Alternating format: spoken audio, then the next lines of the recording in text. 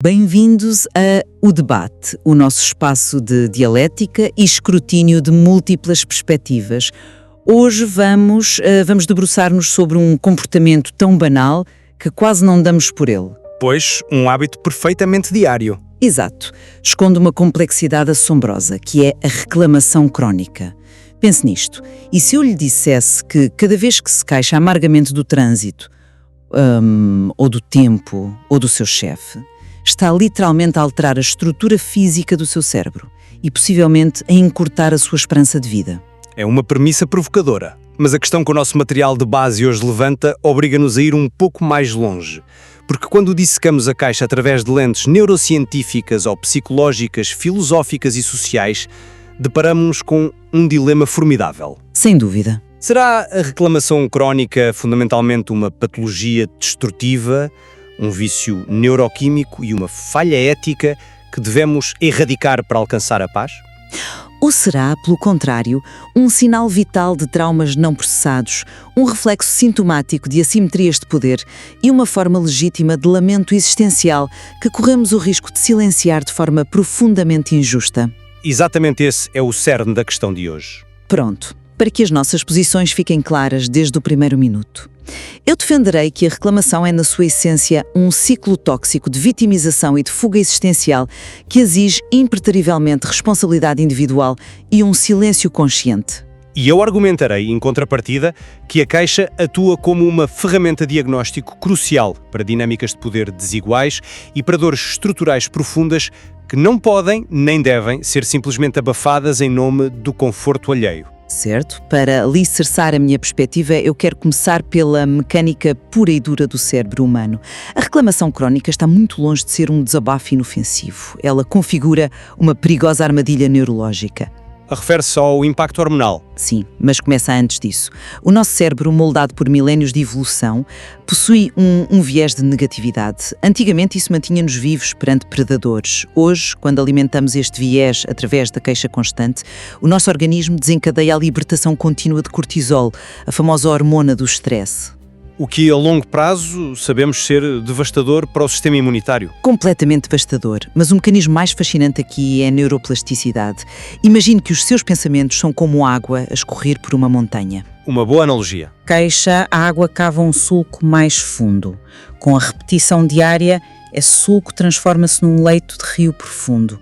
Eventualmente, os seus pensamentos fluem naturalmente para essa vala de negatividade sem que tenha de fazer qualquer esforço. Ou seja, o cérebro automatiza a queixa. Exatamente. O cérebro cria uma dependência química deste estado de alerta contínuo, sequestrando o que a neurociência chama de rede de modo padrão, que é aquela rede cerebral que é ativada quando não estamos focados numa tarefa específica e que, sob o efeito da queixa, passa a ruminar obsessivamente sobre o passado e o futuro. Desculpe, mas não aceito essa premissa. Deixe-me explicar porquê. Não nego, de todo, a existência do pico de cortisol, nem um mecanismo de neuroplasticidade que acabou de descrever tão bem. O facto biológico é incontestável, julgo eu. O facto biológico, sim, é incontestável. No entanto, focar toda a intervenção apenas nessa mecânica do vício é o equivalente médico a confundir a febre com a infecção. O cortisol elevado é a febre. A infecção é a ferida emocional não tratada. Mas acha mesmo que o indivíduo que reclama todos os dias porque o café está frio tem uma ferida emocional profunda? É aí que temos de separar a frustração momentânea da verdadeira anatomia da queixa crónica. Se mergulharmos na psicologia profunda e nos estudos de Carl Jung, que o nosso material aborda brilhantemente, percebemos que a reclamação opera, na esmagadora maioria das vezes, como um mecanismo de projeção. Ou seja, o indivíduo vê no outro aquilo que recusa ver em si mesmo. Precisamente, a sombra junguiana. A pessoa não suporta a sua própria sensação de impotência, falha ou caos interno e por isso projeta implacavelmente no colega de trabalho, no trânsito ou no sistema. E há algo ainda mais profundo aqui. Para entender isto, a epigenética mostra-nos que o trauma não é apenas uma memória psicológica. Ele altera a forma como os genes se expressam. Sim, os marcadores químicos. Exato. Marcadores químicos são adicionados ao ADN, transmitindo uma hipersensibilidade ao stress de geração em geração. Portanto, a pessoa que se queixa de forma crónica pode estar literalmente a dar voz a antepassados que foram historicamente silenciados e oprimidos. A abstinência de que fala não cura essa memória celular. Compreendo perfeitamente porque pensa assim, mas permita-me oferecer uma perspectiva diferente, ancorada na responsabilidade da nossa própria narrativa.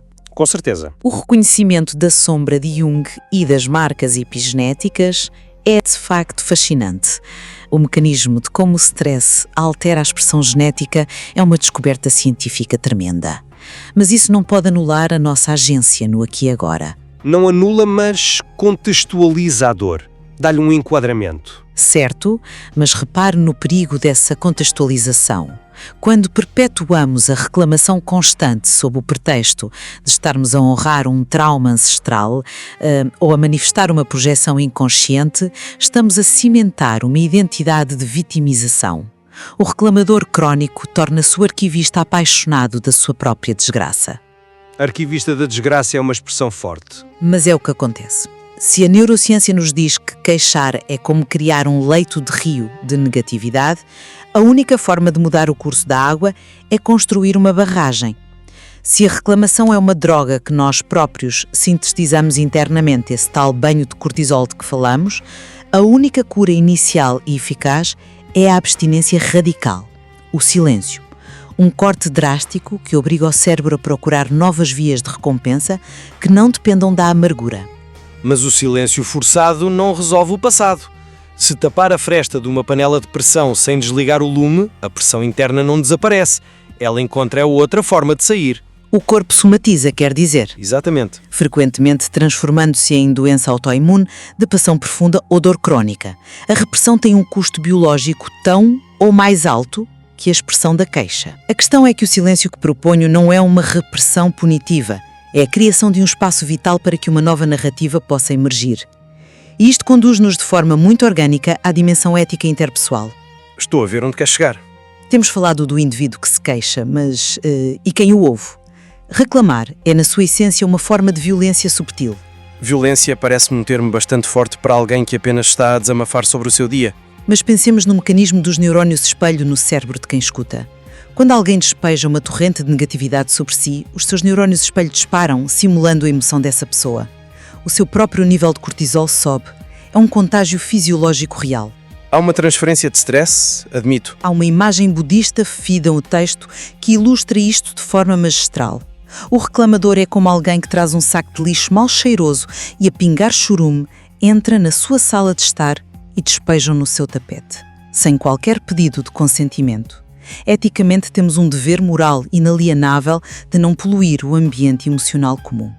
É um argumento convincente, mas já considerou a variável invisível do poder estrutural nessa mesma equação ética? Como assim? O impacto nos neurónios espelho ocorre independentemente de quem está a falar. O cérebro não liga hierarquias nesse aspecto. Sim, a biologia é cega ao extrato social, mas a sociologia não é.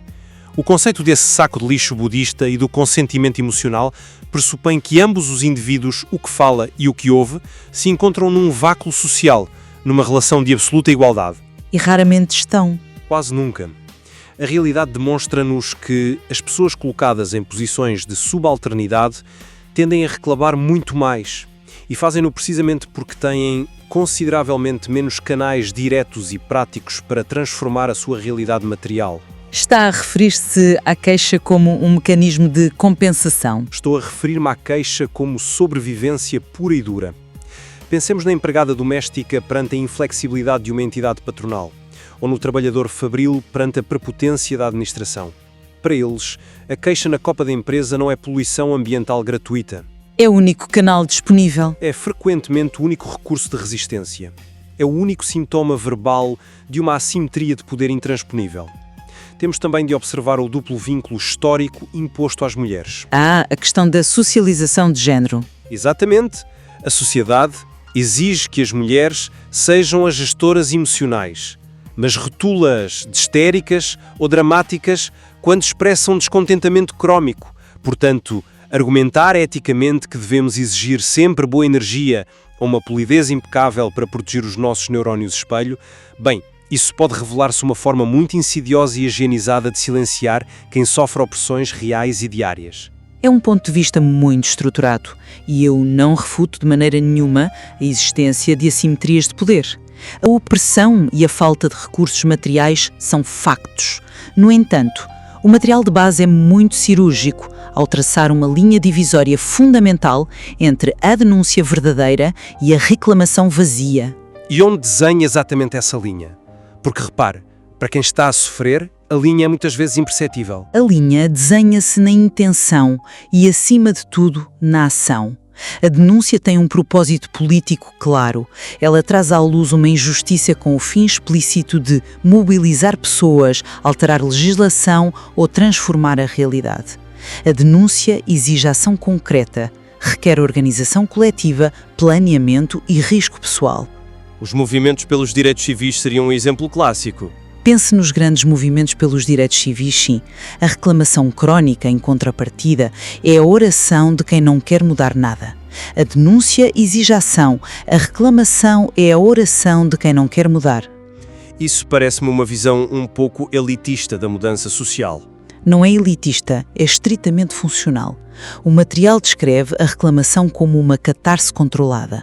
Sabe o que acontece quando o trabalhador passa a hora de almoço inteira a queixar-se do chefe de forma inflamada? Ele descarrega aquela tensão superficial. E sente-se aliviado. O cérebro sente-se virtualmente recompensado, como se tivesse feito algo a respeito do problema. Ele vai para casa apaziguado pela sua própria indignação.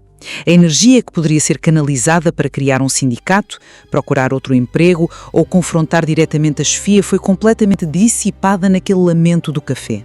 Ou seja, a queixa serve de válvula de escape para o sistema manter o status quo. Funciona ironicamente a favor do sistema de opressão, porque a queixa substituiu a ação. Portanto, se a intenção é a justiça material, o lamento contínuo é contraproducente. É conformismo mascarado de revolta. Eu abordo esta questão de uma maneira bastante diferente.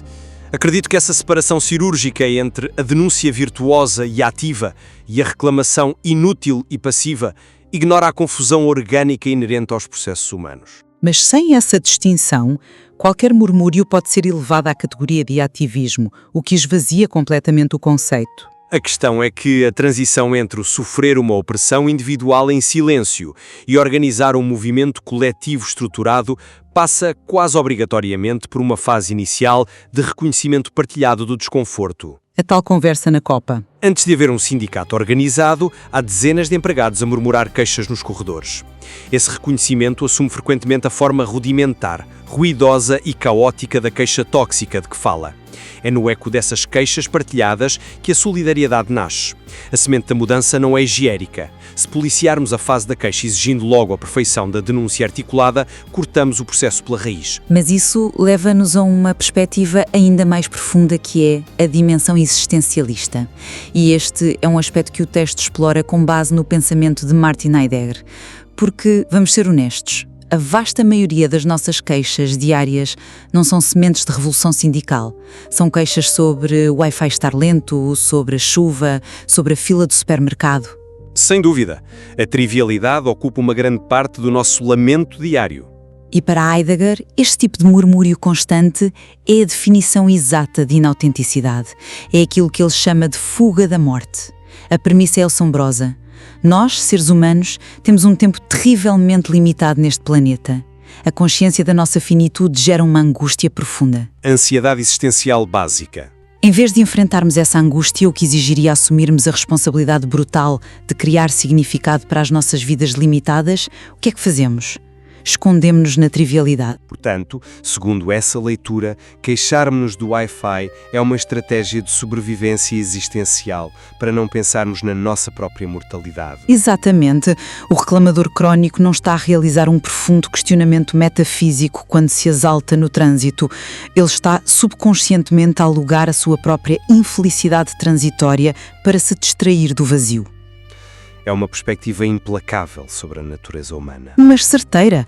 Ao focar-se obsessivamente nas contrariedades minúsculas do momento, o indivíduo isenta-se da gigantesca responsabilidade de viver de forma autêntica. Desperdiça o momento presente, que é o único tempo tangível em que a vida realmente ocorre. Em vez de transmutar essa dor em algo com significado, escolhe o caminho de menor resistência. Essa exigência de transmutação e de constante confronto com a finitude pode ser um fardo esmagador para o cidadão comum. Compreendo o enquadramento heideggeriano, mas é crucial distinguir essa reclamação trivial do que o material evoca como verdadeiro lamento na história humana. Porque o lamento genuíno, na sua tradição mais profunda, é exatamente o oposto do conformismo disfarçado ou da fuga da morte. Refere-se às tradições espirituais e literárias mencionadas no texto? Sim, pensemos na vasta e antiga tradição dos Salmos, na Bíblia, ou no icónico grito de abandono de figuras históricas perante o silêncio divino. Nesses contextos, o lamento não é de todo uma fuga inautêntica da realidade. Pelo contrário, é uma recusa absolutamente contundente em aceitar o sofrimento de forma calada, dócil ou higienizada. Mas o que separa esse lamento grandioso, esse lamento histórico, da queixa que ouvimos no nosso dia-a-dia? A diferença está na coragem de encarar o absurdo sem o disfarçar com falsas positividades. O indivíduo que lamenta profundamente não está a virar as costas à realidade, está a fixar o olhar nela e a exigir, com toda a sua voz e emoção, que o universo, a sociedade ou Deus prestem contas por aquele absurdo. É uma exigência de sentido. É uma forma formidável de preservar a relação com o transcendente, mantendo intacta a dignidade humana perante uma dor ou uma perda que são materialmente intransponíveis. O lamento rasga o silêncio para nos colocar no centro exato da dor, com uma franqueza brutal. Eu concordo com a beleza dessa imagem, mas reitero que a grande distinção está na direcionalidade dessa expressão. O lamento espiritual, tal como retratado nessas tradições, tem sempre uma dinâmica de relação, um movimento em direção a algo. À libertação, à busca de sabedoria, à entrega. O lamento rasga o peito, sim, mas transforma a dor num pedido de significado. Há um arco narrativo claro. E sugere que a reclamação crónica carece desse arco. Exato. A reclamação crónica de que falamos, sustentada pela tal dependência neuroquímica do cortisol e pela neuroplasticidade, não tem qualquer movimento. É um circuito fechado. Fica eternamente no mesmo lugar, a tocar obsessivamente a mesma nota dissonante. O próprio budismo, que citamos anteriormente, ensina-nos algo fundamental sobre a mente. A diferença entre dor e sofrimento? Precisamente, a dor inicial do mundo é inevitável, a doença, a perda, o desconforto. Mas o sofrimento adicional, que é gerado pela nossa reclamação persistente e pela recusa em aceitar a realidade como ela é, esse sofrimento é totalmente opcional. Eu concordo plenamente que o circuito fechado sem transformação, o tal disco riscado da negatividade, é perigoso para o cérebro e para o espírito. Mas continuo a defender que a prescrição de calar essa voz, sugerindo uma aceitação radical e estoica imediata, serve muitas vezes para anestesiar a raiva que obrigatoriamente antecede a mudança sistémica de que falámos há pouco. Mas até que ponto podemos protelar a cura em nome da raiva? A questão é que exigir o silêncio sereno a quem nem sequer teve ainda a oportunidade ou o vocabulário para articular a sua fúria perante a injustiça é inverter a ordem natural da cura.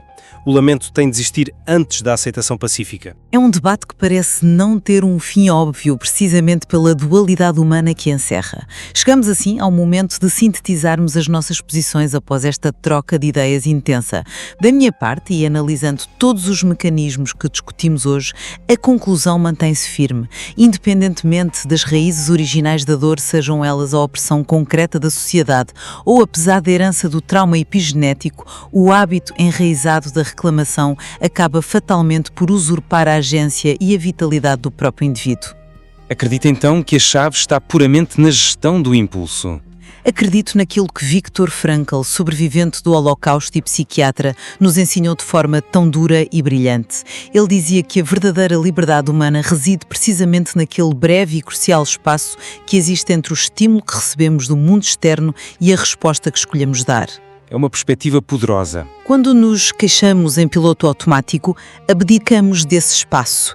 É dentro dessa pausa milimétrica que devemos agir.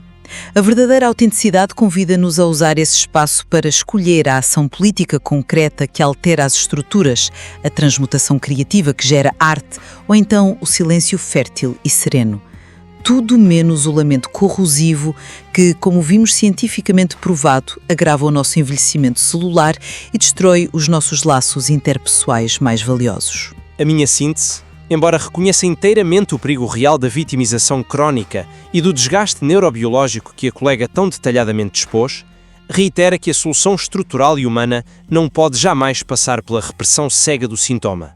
Não podemos cair na armadilha de romantizar a aceitação passiva num mundo que ainda está, inegavelmente, crivado de desigualdades e dores profundas. Qual seria então o caminho equilibrado? Deve ser, sim, o cultivo rigoroso da nossa capacidade coletiva de escutar e de descodificar o que a queixa esconde. Escutar para além do ruído. Exato. Por trás de uma reclamação aparentemente banal, pode estar a operar a sombra de Carl Jung. Pode estar a ecoar a dor de gerações passadas através da epigenética. Ou pode estar a manifestar-se o único suspiro de resistência de alguém sem poder material. Devemos escutar a raiva antiga e a assimetria silenciada, oferecendo não o julgamento, mas os recursos para que essa expressão bruta se eleve, se refine e se transforme em verdadeira denúncia articulada e em cura estrutural. Apesar destas divergências substantivas sobre o papel, a origem e o destino ideal do lamento, creio que ambos concordamos inequivocamente num aspecto central e vital. A palavra humana não é apenas um eco passivo a descrever o mundo. A nossa linguagem é uma força criadora formidável que tem o poder absoluto de moldar a arquitetura neural do nosso cérebro e a fibra das nossas relações em sociedade. Sem sombra de dúvida, este debate evidencia claramente que a condição humana e a nossa psicologia recusam respostas fáceis ou binárias. A quem nos acompanhou nesta reflexão, sugerimos que explorem ativamente o material de base. Mais importante ainda, que dediquem tempo e consciência a observar os contornos precisos das suas próprias palavras no dia-a-dia. E não menos revelador, que prestem atenção à textura e ao peso dos seus próprios silêncios. E para terminar, remete-nos para uma analogia que costumamos aplicar em engenharia. Quando nos deparamos com o cano roto da reclamação numa casa, com essa água lamacenta que ameaça inundar os alicerces da nossa paz de espírito, percebemos que a solução não passa apenas por enroscar a torneira com força bruta e fingir que a umidade não existe. A verdadeira mestria reside em compreender a formidável pressão invisível que corre nas tubagens, identificar de onde vem essa força e, com sabedoria e coragem, redirecionar esse fluxo. Assim, ele deixa de apodrecer as nossas paredes emocionais e passa, finalmente, a regar algo que vale a pena fazer crescer nas nossas vidas. Até à próxima!